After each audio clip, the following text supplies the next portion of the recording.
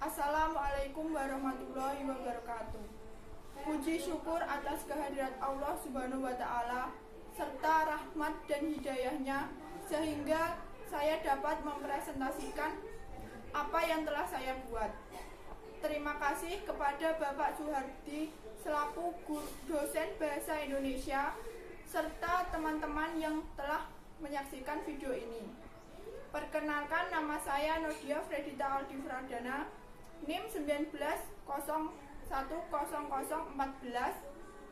Prodi Manajemen, kelas reguler pagi A, yang ingin mempresentasikan tugas Bahasa Indonesia tentang fungsi Bahasa Indonesia dalam perkembangan IPTEK dan IPTAK. Fungsi Bahasa Indonesia dalam perkembangan IPTEK dan IPTAK. Definisi Bahasa Indonesia dibagi menjadi dua. 1. Pengertian bahasa secara umum. Bahasa adalah sistem lambang bunyi ujaran yang digunakan untuk berkomunikasi oleh masyarakat pemakainya. 2. Menurut para ahli, dibagi menjadi 3. 1. Menurut Goris Keraf, tahun 1997, bahasa adalah alat komunikasi antar anggota masyarakat berupa simbol bunyi yang dihasilkan oleh alat ucap manusia. Menurut Felicia tahun 2001, bahasa adalah alat yang digunakan untuk berkomunikasi sehari-hari, baik bahasa lisan maupun bahasa tulis. Ketiga, menurut Sunario tahun 2000, bahasa di dalam struktur budaya ternyata memiliki kedudukan, fungsi, serta peran ganda. Bahasa sendiri adalah sebagai akar serta produk budaya yang sekaligus berfungsi sebagai sarana berpikir dan sarana pendukung pertumbuhan serta perkembangan ilmu pengetahuan dan teknologi. Selanjutnya, tujuan bahasa dibagi menjadi 4. 1. Tujuan praktis. Bahasa digunakan untuk komunikasi sehari-hari. 2. Tujuan artistik. Bahasa yang dirangkai dengan sedemikian rupa sehingga menjadi bahasa yang indah dan dapat digunakan untuk pemuas rasa estetis. 3. Tujuan pembelajaran. Bahasa sebagai media untuk mempelajari berbagai ilmu pengetahuan, baik dalam lingkup bahasa itu sendiri atau di luar bahasa. 4. Tujuan filologis. Bahasa sebagai media untuk mempelajari naskah-naskah tua guna menyelidiki latar belakang sejarah manusia, kebudayaan, dan adat istiadat serta perkembangan bahasa. Fungsi bahasa Indonesia dibagi menjadi 3. 1.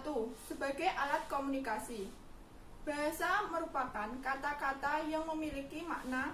Setiap kata memiliki makna dan hubungan abstrak dengan suatu konsep atau objek yang diwakilinya.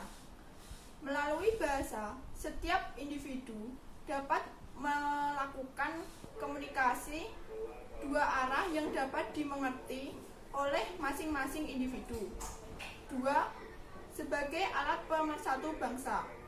Bahasa berfungsi sebagai alat pemersatu bangsa karena penggunaannya sebagai alat untuk berkomunikasi. Setiap warga suatu bangsa dapat menyampaikan pemikirannya dengan menggunakan bahasa yang dimengerti. Komunikasi masyarakat dengan menggunakan bahasa yang sama dan dapat dimengerti satu sama lain akan mempersatukan bangsa menjadi lebih kuat. 3. Sebagai identitas suatu suku atau bangsa. Setiap bangsa atau suatu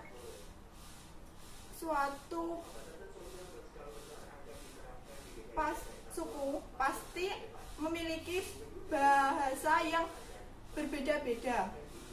Hal ini bisa menjadikan bahasa sebagai identitas dan komunikasi tersendiri bagi suatu bangsa atau suku. Selanjutnya, Fungsi bahasa Indonesia dalam perkembangan iptek. Bahasa Indonesia berfungsi sebagai bahasa pendukung ilmu pengetahuan dan teknologi modern untuk kepentingan nasional kita. Dalam karya sastra terdapat pengetahuan dan nilai-nilai spiritual kultural, maka di dalam buku-buku ilmu pengetahuan terdapat ilmu pengetahuan dan teknologi dari berbagai disiplin ilmu. Hanya dengan bahasanya kita dapat menguasai ilmu pengetahuan. Fungsi bahasa Indonesia dalam perkembangan iptek dibagi menjadi 5. 1. Bahasa Indonesia banyak dipergunakan dalam aktivitas keagamaan sebagai alat atau sarana komunikasi untuk menginformasikan pesan-pesan keagamaan kepada masyarakat. 2. Bahasa Indonesia atau bahasa Melayu menjadi bahasa pengantar bagi penyebaran agama di wilayah Indonesia dan bahkan di wilayah Asia Tenggara. Ketiga, ketika datang agama Kristen baik Katolik maupun Protestan yang dibawa oleh orang Eropa, bahasa Indonesia juga menjadi bahasa pembuka jalan untuk penyiarannya ke wilayah Indonesia lainnya. Kitab Injil dalam bahasa setempat yang pertama terbit juga dalam bahasa Indonesia. Keempat, digunakan juga untuk buku-buku keagamaan dalam bahasa Indonesia juga makin banyak yang diterbitkan, termasuk penerjemah kitab-kitab suci. Kelima, bahasa Indonesia digunakan juga dalam pendidikan di pesantren dan juga khotbah-khotbah masjid. Sekian presentasi dari saya. Jika ada kata-kata yang salah, saya minta maaf yang sebesar-besarnya. Wassalamualaikum warahmatullahi wabarakatuh.